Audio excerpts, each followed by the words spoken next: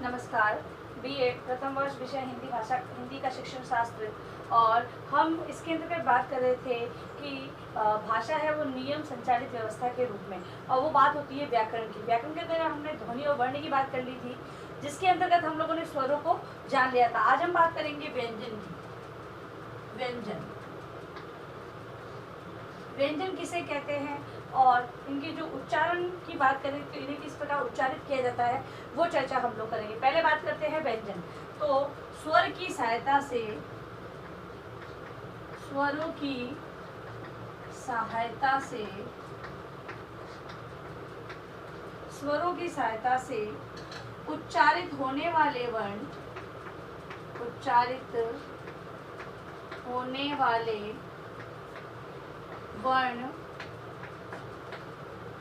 वाले वर्ण, व्यंजन कहलाते हैं। व्यंजन कहलाते हैं। व्यंजन के उच्चारण, व्यंजन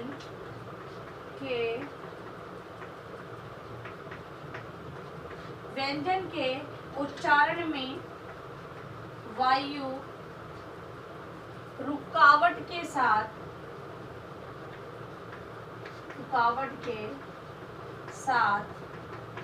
मुंह के बाहर आती है।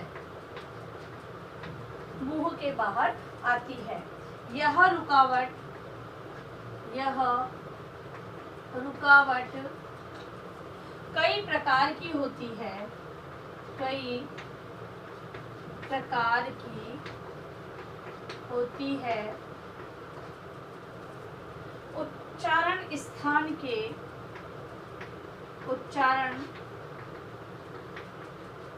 स्थान एवं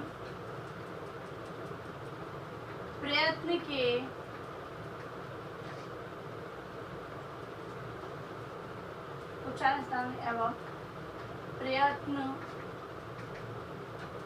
प्रयत्न के आधार पर अनेक भेद हैं। देखिए, जो स्वर होते हैं वो स्वतंत्र रूप से उच्चारित होते हैं और उन्हीं के माध्यम से व्यंजनों का उच्चारण किया जाता है। तो परिभाषा के रूप में हम देखेंगे, स्वरों की सहायता से उच्चारित होने वाले वर्ण व्यंजन कहलाते हैं। व्यंजन के उच्चारण में वायु रुकावट के साथ मुंह से बाहर आती है। यह रुकावट कई प्रकार की होती है। उच्चारण स्थान प्रयत्न के आधार पर अनेक भेद होते हैं व्यंजन के। अब हम व्यंजनों के भेद या वर्गीकरण के बारे में बात करेंगे। व्यंजन के भेद या वर्गीकरण, तो इनका वर्गीकरण करते हैं तो दो आधार पर होता है। व्यंजन का वर्गीकरण, व्यंजन का वर्गीकरण दो आधार पे होता है। पहला है स्थान के आधार पर, और दूसरा है प्रयत्न के आधार पर।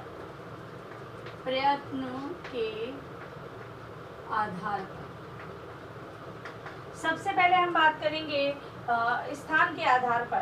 तो स्थान के आधार पर होते हैं कंठ्य, जिसके अंतर्गत क, ख, ग, घ, अंग और ह आते हैं। इन्हें हम कंठ्य कहते हैं। दूसरा है तालव्य। तालव्य के अंतर्गत आते हैं च, छ, ज, झ और य तथा श। ठीक है। अब है मूर्धन्य। मूर्धन्य के अंतर्गत आते हैं ट, ठ, ड, ढ, न और ड, ढ और श तथा र, ये आते हैं। इसके बाद दंत्य, दंत्य जो व्यंजन है उसके अंतर्गत त, थ, द, ध, न और श व ल आता है। ठीक है। अब इसके बाद अगला रूप है ऑस्ट्रिय। ऑस्ट्रिय, ऑस्ट्रिय के अंतर्गत जो वर्ण आते हैं वो है प, फ, भ, ब, भ और म। और लास्ट है दंतोष्ट्र। दंतोष्ट्र, दंतोष्ट्र के अंतर्गत व और फ आते हैं। देखिए स्थान के आधार पर अगर व्यंजनों का वर्गीकरण हम लोग करते हैं तो वो है कंठ्य, तालव्य, मूर्धन्य, दंत्य, औष्ट्रीय और दंतोष्ट्रीय। इसके अंतर्गत जो निश्चित वर्ण है वो यहाँ पर मैंने लिखे हैं। इन वर्णों का उच्चारण इस आधार पर किया जाता है, तो स्थान के आधार पर ये प्रकार हैं। अब हम बात करेंगे प्रयत्न के आधार पर। प्रयत्न के आधार पर दूसरा है हमारा प्रयत्न के आधार। प्रयत्न के आधार पर पहला है स्पष्ट। स्पष्ट, इसे जिन व्यंजनों के उच्चारण, जिन व्यंजनों के उच्चारण में श्वास, जिन व्यंजनों के उच्चारण में श्वास का जीभ, श्वास का जीभ या होठों से स्पर्श होता है, जीभ या होठों से स्पर्श होता है तथा कुछ रुकावट के बाद, तथा कुछ रुकावट के बाद स्फोट होता है और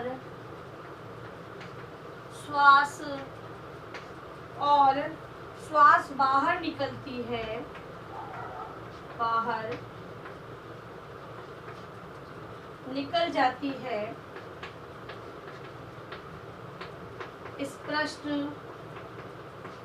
स्पष्ट व्यंजन कहा जाता है। स्पष्ट व्यंजन कहा जाता है। क से म तक के 25 व्यंजन, क से म तक के 25 व्यंजन स्पष्ट व्यंजन होते हैं। देखिए नियम ये कहता है जिन व्यंजनों के उच्चारण में श्वास का जीभ और होठों से स्पर्श होता है और तथा कुछ रुकावट के बाद विस्फोट होते हुए श्वास बाहर निकलती है, वे स्पष्ट व्यंजन उन्हें कहा जाता है। ये क से म तक के 25 व्यंजन स्पष्ट व्यंजन के अंतर्गत आते हैं। अब प्रयत्न के आधार पर दूसरा प्रकार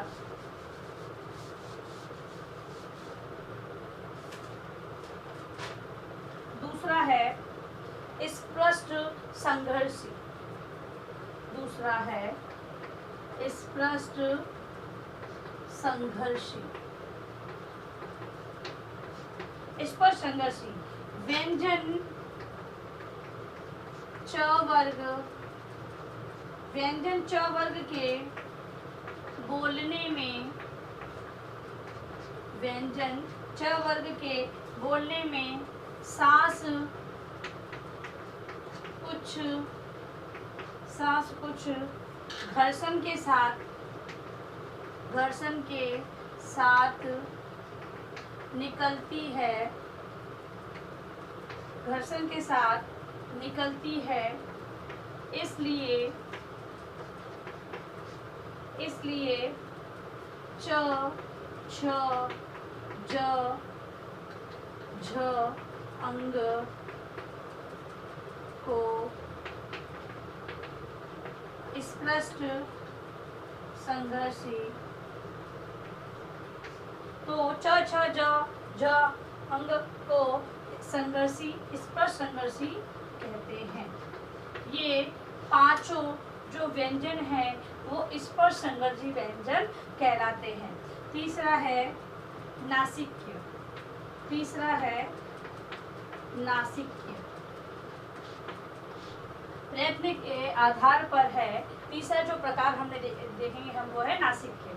अब व्यंजन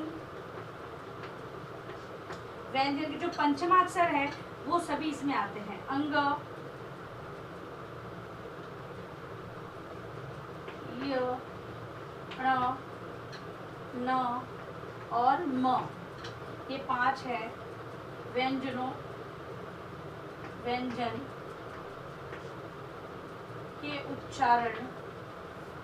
के उच्चारण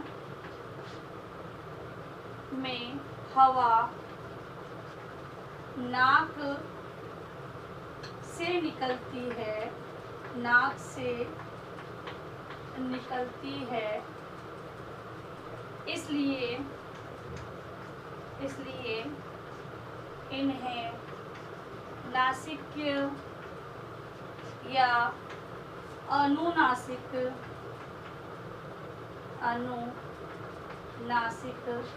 व्यंजन कहते हैं।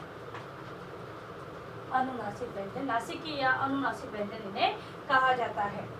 एक व्यंजन का इसका और प्रकार हम लोग देख लेते हैं। चौथा प्रकार,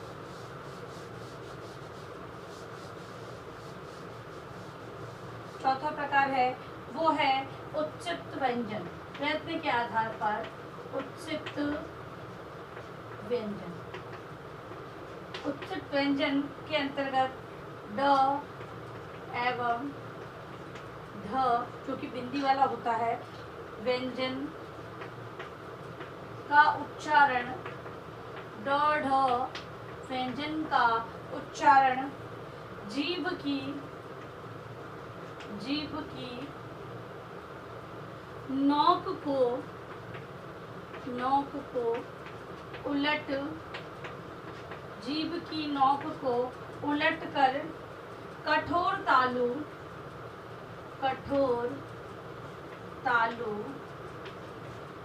तालु को झटके के साथ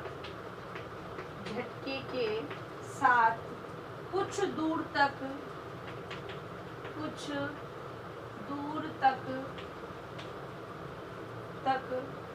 छूकर किया जाता है, कुछ दूर तक छूकर किया जाता है। इसलिए इन्हें उच्चित व्यंजन कहा जाता है।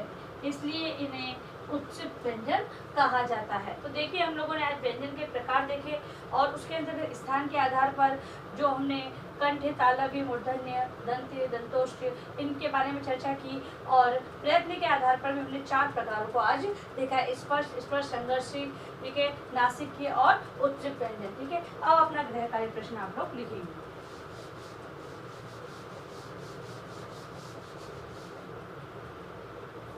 गृह कार्य प्रश्न में लिखो, व्यंजन किसे कहते हैं?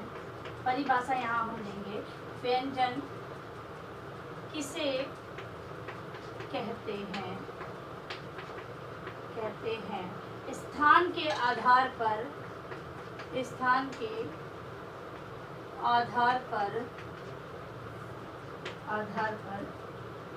व्यंजन को बताएं। ठीक है, जो वर्गीकरण दे रखा है उसके अंतर्गत स्थान के आधार पर आपको समझाना है और व्यंजन की परिभाषा यहाँ पर आपको लिखनी है। और अंत में इस महामारी के दौर में कम से कम आवश्यक कार्य होने पर घर से बाहर निकलते तो 3 बातों का विशेष ध्यान रखें। मास्क लगाएं, सोशल डिस्टेंस बनाएं और हाथों को बार-बार सैनिटाइज करते रहें। सुरक्षित रहे, सभी का ध्यान रखें। धन्यवाद।